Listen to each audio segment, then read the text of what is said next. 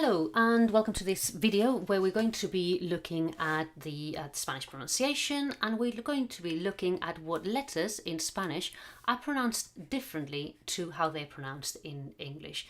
There are quite a few. There are a few different there are a few sounds that we do differently in Spanish, so let's have a look. The first one we're going to look at is this one, letter J, which in Spanish is called jota. Okay, I'll say again, jota, jota. So you can tell already what the sound of this letter is. Jota. It's a h. It's a guttural sound I do with my throat. Jota. Okay. We'll find this J in front of consonants, and also we'll find it in front of any vowel. Okay. So I might have ja, I'll have je, I'll find chi, I'll have jo, and I'll have ju. Okay, so ja, je, chi, jo, ju. Now, every time you hear ja, okay, every time you hear in front of an A, this is how you're going to spell it. Same for jo. This is the only spelling of this sound. Jo, ju. That's it. J-U. That's the spelling of this sound. Ju. However, je, okay, G-E, je, could also be spelled like this, and chi could also be spelled like this. Okay. If you hear a word, if you hear jirafa, jirafa, how do you know it's spelled jirafa and not jirafa? Good question. You don't know unless you know how to spell the word. Okay, so there will be some cases where you will hear je, ji, and you won't be quite sure of whether that should be a J or a G. It's just a matter of learning that spelling, unfortunately. Okay, many native Spanish speakers do make mistakes, use J's instead of G's at times. Okay, so it does happen. So we've got the word jirafa as an example. We've got the word Japón, Japón. Okay, country for Japan, Japón. So this sound, I really advise you to really try your best to pronounce it. It is tricky if you're an English native speaker, but it can be done. Okay. Next sound we are going to look at is this one. Okay, this is the letter V. In Spanish we call it V, V, and if you hear V, I'm pronouncing this V pretty much like a B, okay? And that's basically the sound of this letter. In Spanish, V and B are pronounced exactly in the same way. For example, I've got the word vivo, vivo, which means I live, vivo, and it's as if it was spelled with two B's, but no, it's spelled with a V, okay? Vivo. Another example could be the word vendo, I sell. Vendo. Okay, again, it's a V, but it sounds like a B. Vendo. Another letter that we should be aware of in Spanish is this one, X. Okay, which in Spanish is called X. X. X has got two sounds, two possible pronunciation. The most common, it's like a K and an S, as in the word taxi. Taxi. Okay, if you can see, the pronunciation of this word is pretty similar to what you would pronounce it in English. In English, I suppose, would be a bit more like taxi. Okay, the main difference would be here, taxi. But it's a K and an S, okay, taxi. In English, you've got another pronunciation, another sound for this letter, which is a little bit more like a G and a Z. Okay, as for example, example, example. If you think about it, example is a little bit softer than taxi, okay? An example, taxi. This one is a bit harder. So this is the one we want in Spanish, okay? It's the x. We don't do gz, we do x, okay? Taxi, okay? Or, I don't know, exacto, exacto, okay? Listen to it, notice that it's strong, exacto.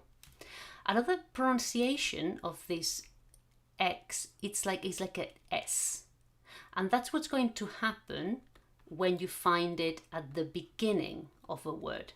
So you've got the word xilófono, xilófono. In English you would pronounce this xylophone, and you would do like a Z, xylophone.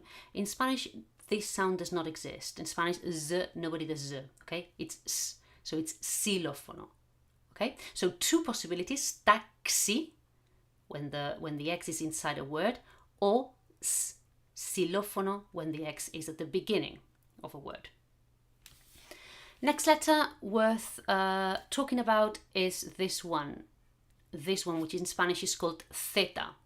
Theta. So yes, the sound of this letter is a bit like a TH, like an English TH, theta, or what you would represent phonetically as this, okay? Theta.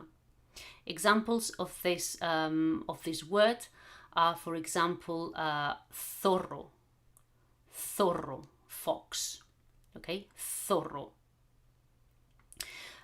This letter, Z, theta, you will only find it in front of consonants or in front of A, tha, in front of O, tho, like in zorro, or in front of U, okay? Thu, tha, tho, thu. You will never, ever find in Spanish words Z-E or Z-I, okay? Z never comes before E or I, never, okay? In fact, I'm going to do it in red so that it's clearer. Never. We never have the and the expressed like this. Instead, we would write C-E, the, C-I, the. Okay, so the Z, we will, as I said, we will only use it in front of consonant or in front of A, O, U. In front of E or in front of I, we will always use C. Okay, the only time where you might find something with a Z-E, Z-I will be in some foreign word, foreign name, okay, but not in Spanish, proper Spanish words. Another word that's got a bit of a different pronunciation in Spanish than in English is this one. Okay, this one, which is a W, W in Spanish. I've got here this word, and I've got here this word. These two words are words in Spanish taken from the English language, which is generally where you will find this this letter. Words from English, words from German, not in proper Spanish words. In Spanish, we don't really use it. So I've got these two words. Listen to my pronunciation of this word. Whip, whip, whip. Okay, I'll do it again. Whip. Listen to the pronunciation of this word. Waterpolo, waterpolo. So this W in Spanish tends to be pronounced, the most common pronunciation is like a GU, okay? Whip, waterpolo. Occasionally, you might hear it being pronounced like a B, okay? Like, I don't know, in the word Wagneriano, something belonging to Wagner, okay? In certain words that come from German language especially, this W will be pronounced like a B. But more often than not, especially with words that come from English, this W will be pronounced like a GU, okay? Web, waterpolo. Another letter, in this case it's a letter that doesn't exist in English. It's a very Spanish, in fact it's probably the Spanish letter by excellence. It's this one, ñ, ñ, okay? Ñ. It's an N with a line on the top, okay? And it's a letter in itself. It's not an N, a funny N, it's a letter in itself. This letter is very common in Spanish, okay? Even the word España contains the letter.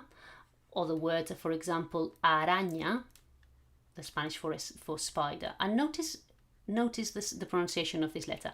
España, araña, okay? It's a ñ sound.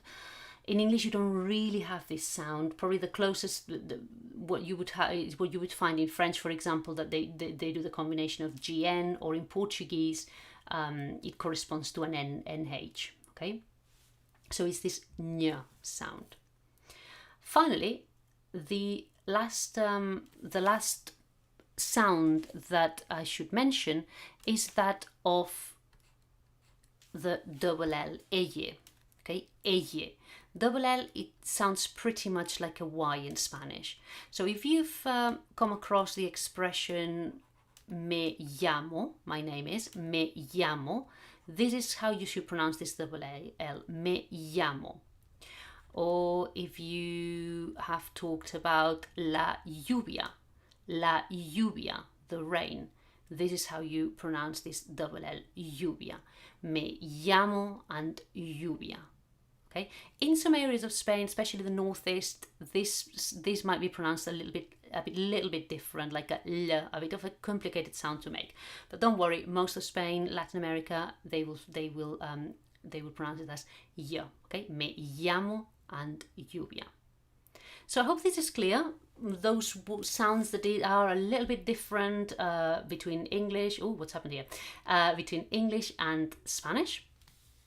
And I hope it makes sense. And please get trying, get pronouncing, keep giving it a go. Thank you very much for your attention.